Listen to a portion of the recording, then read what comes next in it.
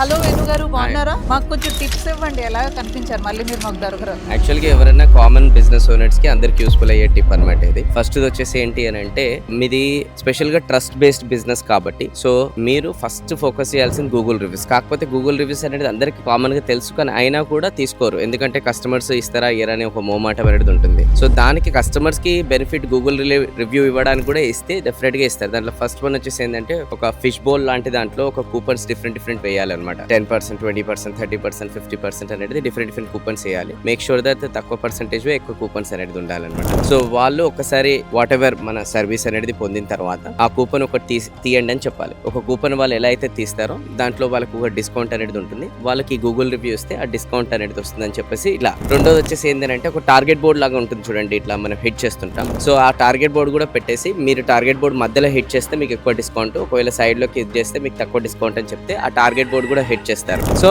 అట్లా కొన్ని చేస్తే గూగుల్ రివ్యూస్ వస్తే, ఆ గూగుల్ రివ్యూస్ అనేది ఎవరికైతే ఎక్కువ వస్తుందో ట్రస్ట్ బేస్డ్ బిజినెస్ కి, వాళ్ళకి అనేది బిజినెస్ ఎక్కువ అవుతుంది. రెండోది వచ్చేసి ఏంటంటే, కంటెంట్ మార్కెటింగ్. మంచి ప్రోడక్ట్స్ అమ్ముడుపోవు, మంచి మార్కెటింగ్ చేసిన ప్రోడక్ట్స్ అమ్ముడుపోతాయి. సో చాలా మటుకు బిజినెస్ ఓనర్స్ ఏంటంటే కంటెంట్ మార్కెటింగ్ పైన ఫోకస్ చేయరు. సో దాన్ని మనం చాలా అగ్రెసివ్ గా కంటెంట్ మార్కెటింగ్ చేస్తే ఇంకా అగ్రెసివ్ గా గ్రో అయితే మీరు కంటెంట్ మార్కెటింగ్ చాలా ఎక్సలెంట్ గా చేస్తారు. ప్రస్తుతానికి 3 టిప్స్ అనేది అగ్రెసివ్ గా వాడారు అనుకోండి, అగ్రెసివ్ గా లీడ్స్ వస్తాయి, అగ్రెసివ్ గా సేల్స్ కూడా వస్తాయి.